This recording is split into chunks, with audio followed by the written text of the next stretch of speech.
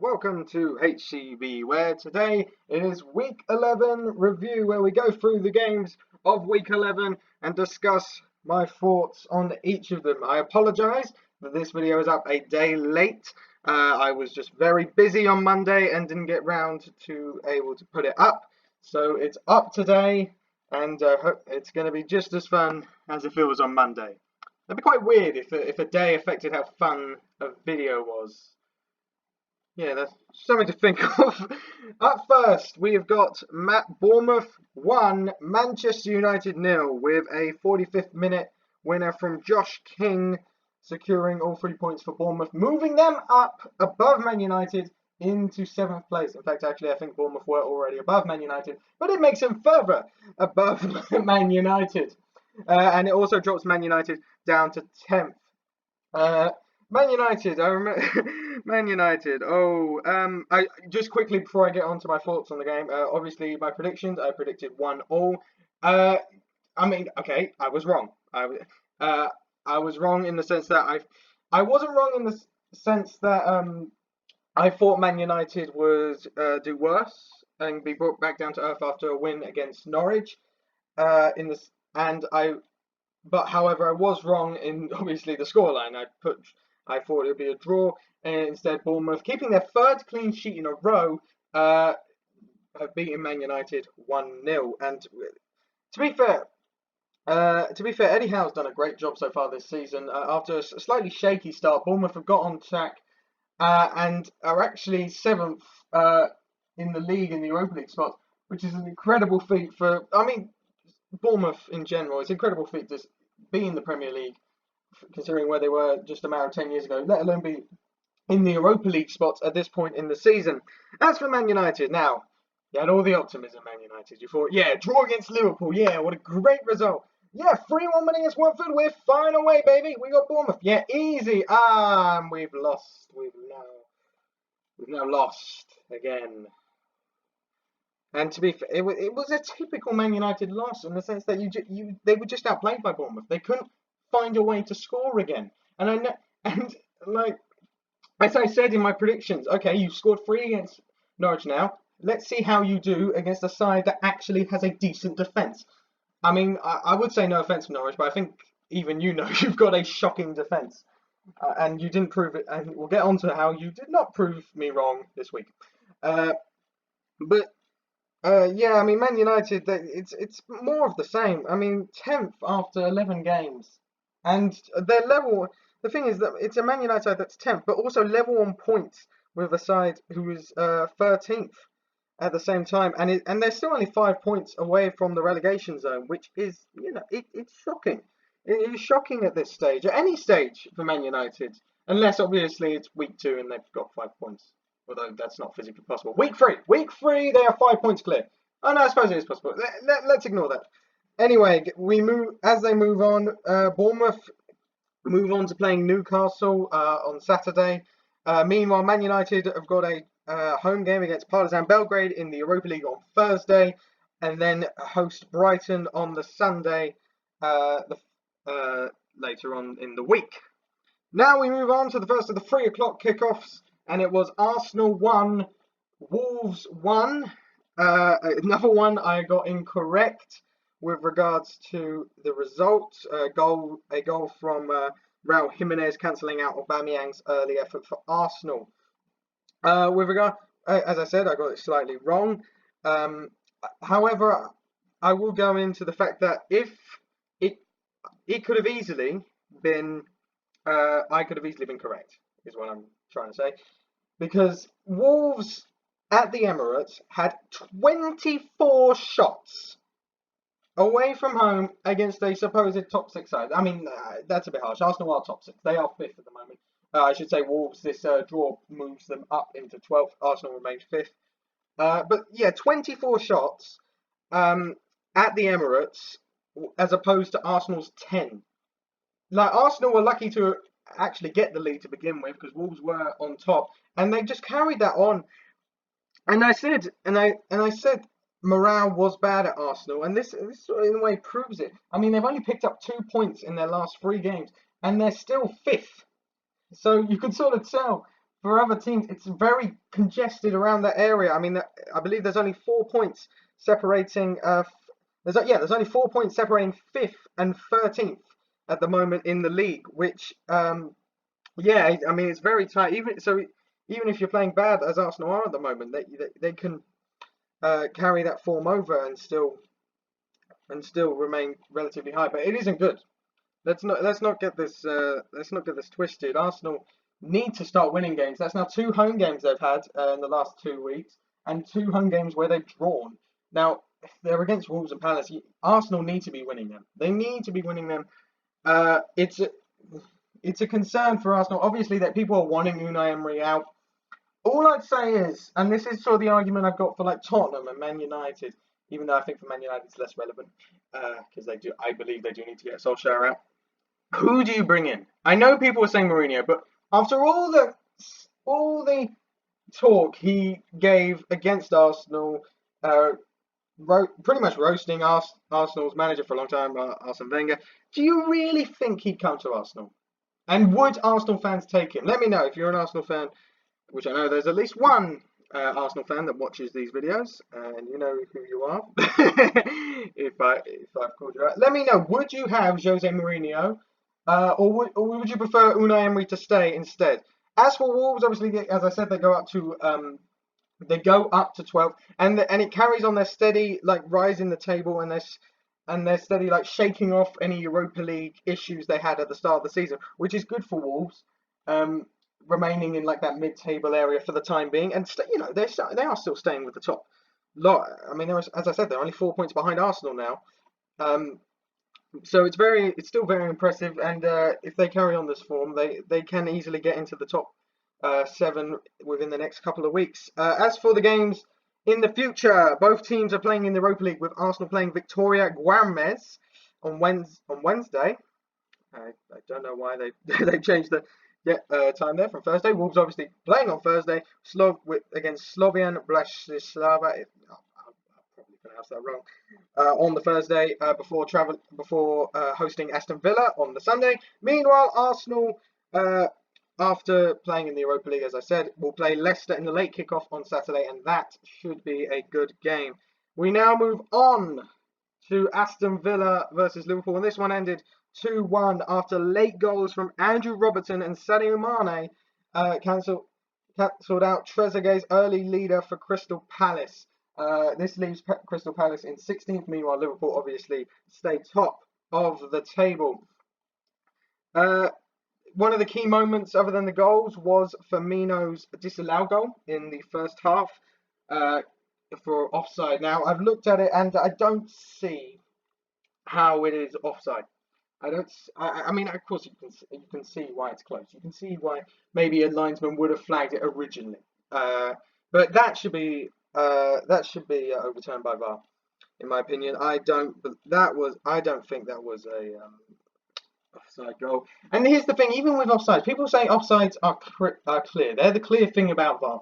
They're not, in a way, because if you take a look at the goal with Son against Leicester, that was disallowed. Well, it was Aurier's goal, but it was disallowed because Son was offside. It isn't obvious exactly when the ball strikes this foot. And I'm being pedantic here. I know I am.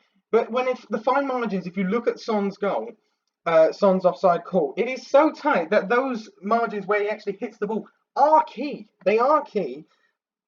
So it does actually make it's not clear and obvious whether he's offside. Because if they've got the timing wrong, then he might be onside. And that's how I sort of feel about this Liverpool goal.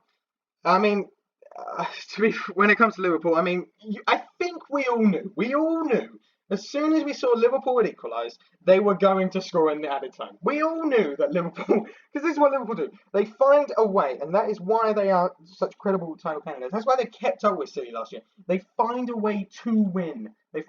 Whether it was by luck last year or just perseverance, they did find a way. I mean, this wasn't by any means a vintage Liverpool performance. I'd be concerned slightly if I was a Liverpool fan, in the sense that they are starting to sort of derail in the sense of performance, not necessarily result, but performance. I mean, if you look at even a few weeks ago, they were only before they got they dropped points against Man United. I think it was the week before they were a Dean Henderson issue mishap away from actually drawing that game, which wouldn't have been good for Liverpool. However, they have obviously won. They keep going into next week. Villa, on the other hand, will take enormous amount of pride from this result. The fact that they held Liverpool for as long as they did, they were very close to winning, extremely close to winning. And this was the sort of Villa I thought was going to turn up against Man City. Maybe it was because they were home. It was slightly better for them. But this was the Villa I thought would turn up against Man City. As for, by the way, my prediction, I was one off. I put Liverpool win. I did think it was going to be less comfortable than it actually was, but Liverpool win. They move on, and they move on to the Champions League, where they play the reverse home tie against Genk on tonight, I believe it actually is. Yeah, on Tuesday. Meanwhile, Villa travel to Wolves in the Premier League on the Sunday. As we move on to Brighton Norwich, and I think this was the game that pretty much went as closest as I expected to actually happening, with Brighton winning 2-0 with goals from Trossard and Shane Duffy. I will say they apparently left it late. Trossard's goal was in the 68th minute. That is not late. That's pretty much midway through the second half. That is not late. I mean, this leaves Brighton moving up into 8th place now with back-to-back victories. Meanwhile, Norwich stay in 19th. I mean, when it comes to the actual game itself, Brighton pretty much dominated from the start, despite only managing 2 goals. And I mean, as I said, it was close to as possible. I know it wasn't 3-0, but it was heading that way if they played maybe a couple more minutes, because Norwich didn't have many chances at all. They hit the crossbar at one point, but other than that, they didn't create much.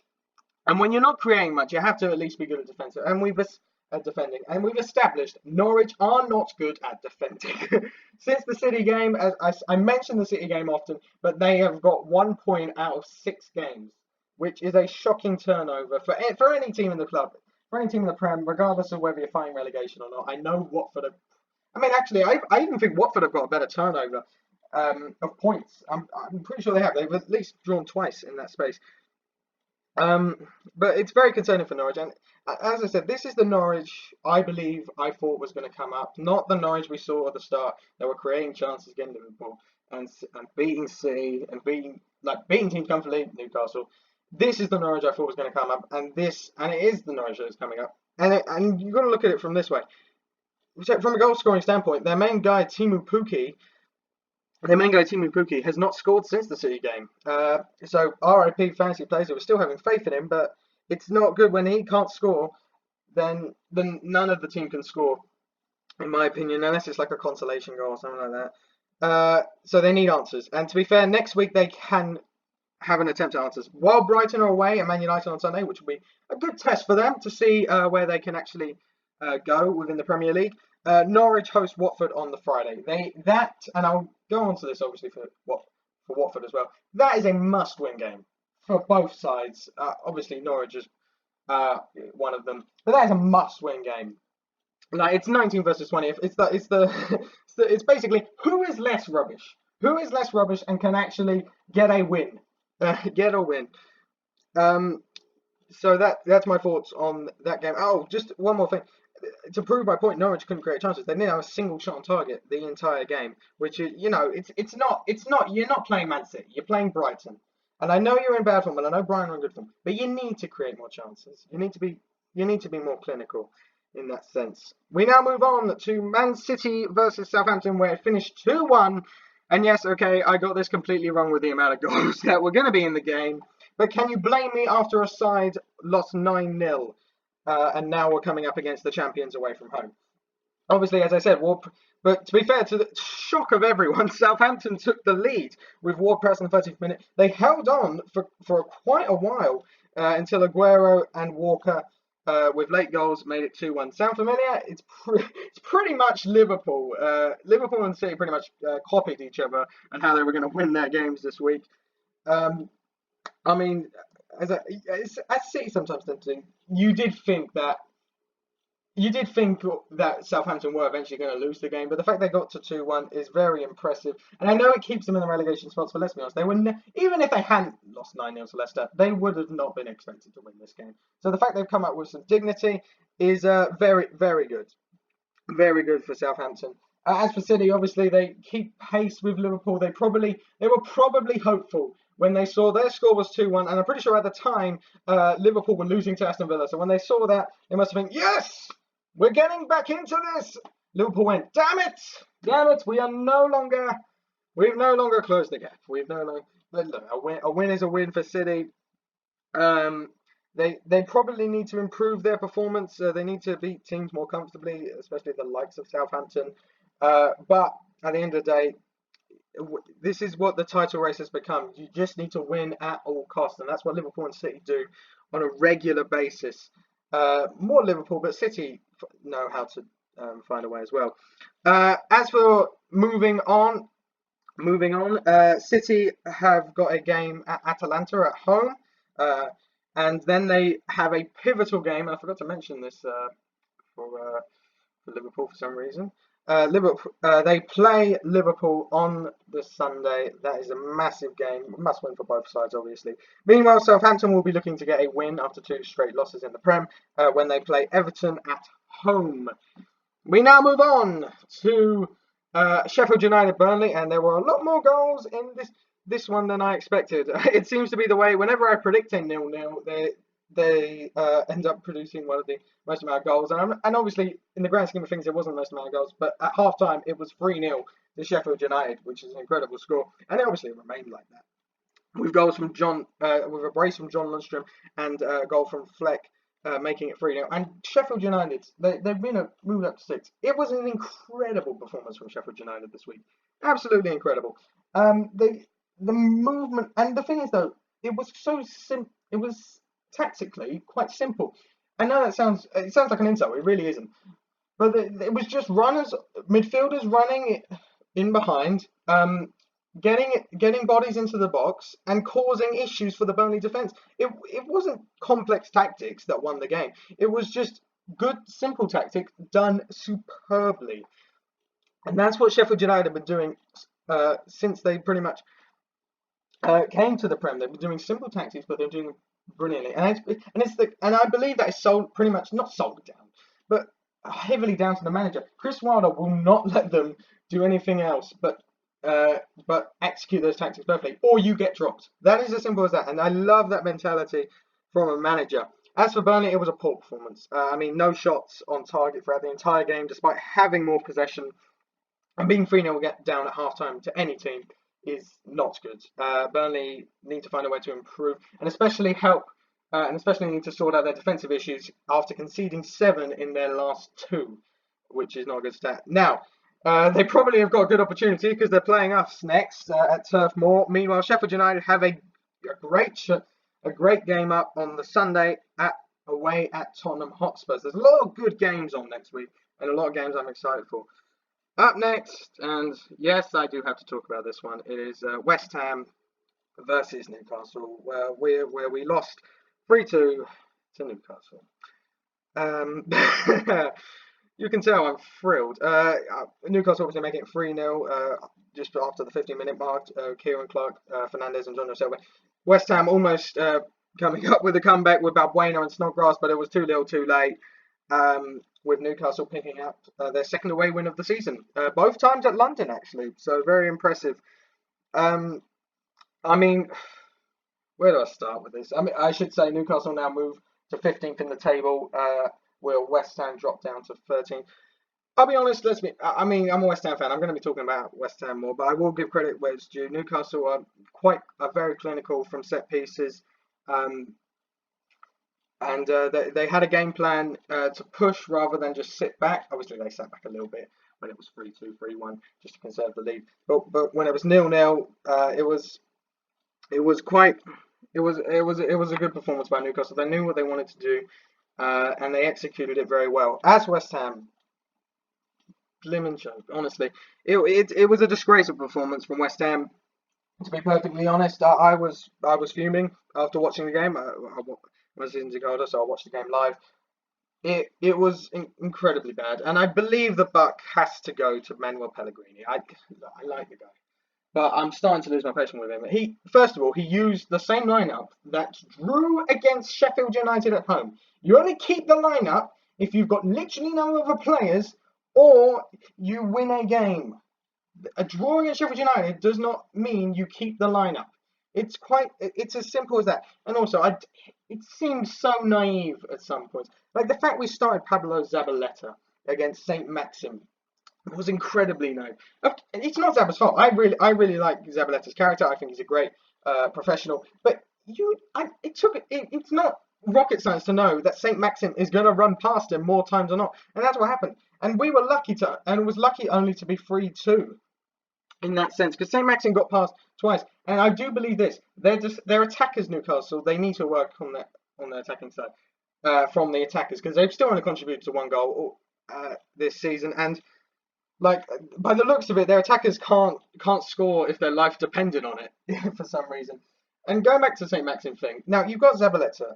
Now, if only there was we had a substitute. There was a pacey right back that could have come on instead of Zabaleta. If only we had one of the paciest players in FIFA and in the Premier League.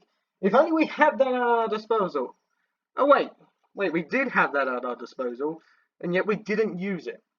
And this sort of meant that we couldn't actually move forward in the sense that Zabaleta was too cautious to stay back. Now, I can understand that to an extent. I mean, he would get caught out from St. Maxim, but he got caught out anyway. So why not just have Fredericks, who can run back and then potentially catch up to him? I mean, the weird thing is though, and Pellegrini also kept to the same tactics that we've been using the last couple of weeks. That had not worked. They hadn't worked at all. And guess what? When we changed at half time to 2 up top, it worked. We didn't win the game. We didn't get back into the game, but we scored 2 goals. And other than the free kick, we didn't let them score. I know that sounds weird, but it was a free kick. It's not like it's only to do with one individual error rather than a collective. I really hope he actually takes something from this and realizes maybe change might be better. We're up against Burnley next week at Turf Moor. I would start with the 2 up top. You can put the players in. Start Fredericks, please. But put the players in that you want, but do 2 up top. Change the formation, change the tactics. If it doesn't work, fine. Move on to something else. But change the tactics so you can see what else works and play to the strengths a bit more. As for Newcastle, they would hope to carry on this form with looking to carry on this form with a game against Bournemouth at St James's Park. We now move on to the late kickoff, where it was Watford 1, Chelsea 2. Goals from Abraham and Pulisic winning it for Chelsea, despite a potentially late comeback from Deulofeu with a Deulofeu penalty. Chelsea look incredible, I'll be honest. At the moment, the pass from Jorginho, I'm not sure where. Let me know if that's his first assist, because I know there was an issue with him getting assists. But that pass from Jorginho was absolutely sublime. It really was. Abraham getting back on the score sheet, which is good for him. Pulisic now 4 in 2 games. They just look like an attacking machine, and especially the back line also looks secure. Frank Lampard's really got this team moving. They're 4th in the league. They're comfortably 4th in the league as well. They're comfortably in the top 4, which was a worry for Chelsea. They were worried they weren't going to get top 6, let alone top 4. They're comfortably there. I know it was against Watford. I know they're bottom side, and we'll get on to them. But it was a great result. Despite there being another scare, they probably would like to win the games more comfortably, like my prediction of 4-0. I know, again, that didn't come true, but you don't really come to mock me on my predictions, do you? I know some people come to mock me on my predictions before you comment. Actually, no. Actually, comment, because I don't get comments on these.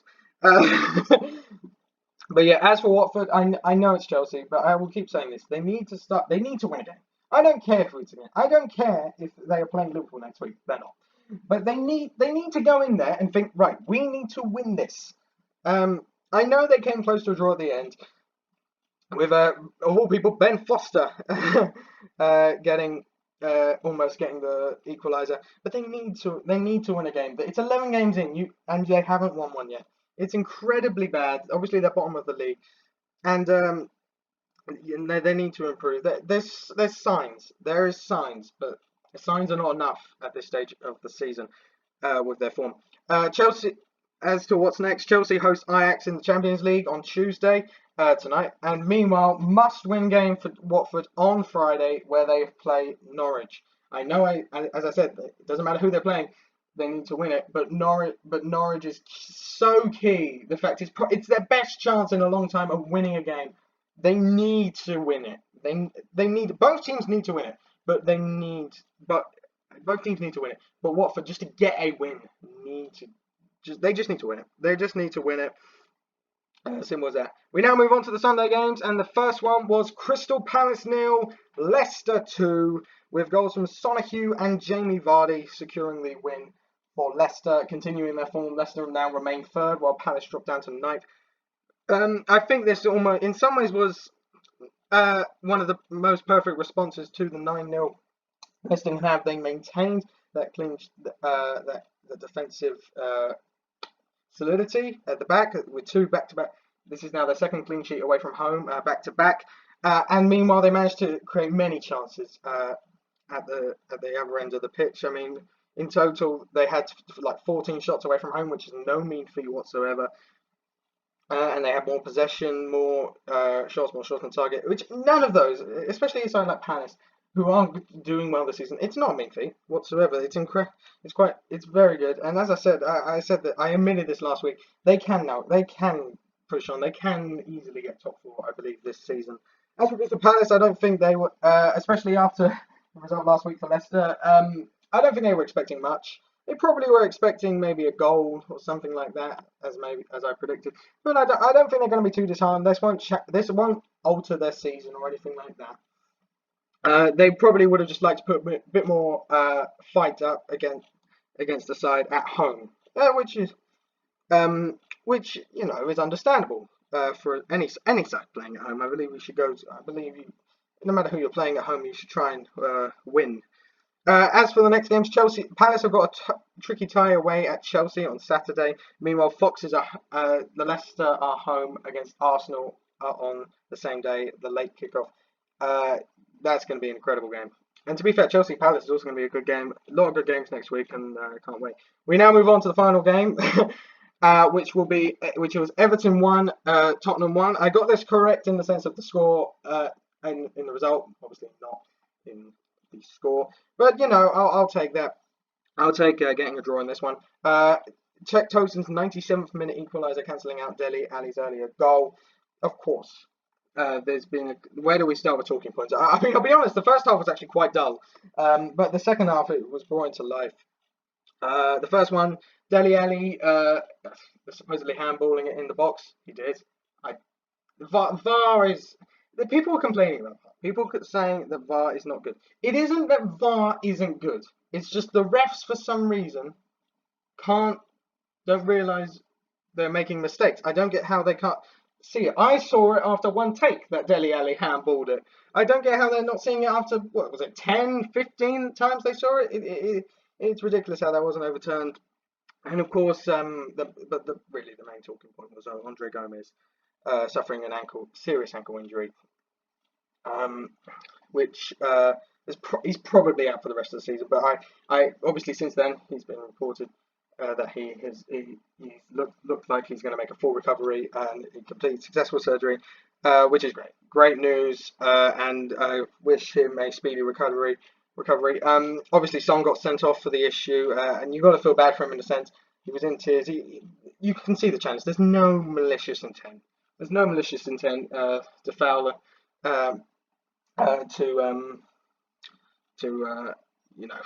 injure the player. He was trying to get the ball. You can definitely say that. However, I will say people are saying it might get overturned, and I can understand why. Because it doesn't look like it was Son that caused the damage. If you look at the replay, it looks like Sergio Aurier really did the damage to Andre Gomez's ankle. I will say this: whoever was responsible for Andre Gomez's injury should receive the serviceable ban. The 3 matches. If it is Aurier, as much as it pains me, as it means he'll miss the West Ham game, actually giving Spurs an advantage, look, he should be the one serving the 3 matches, not Son. It should be overturned, given to Aurier. But if it was Son, I don't.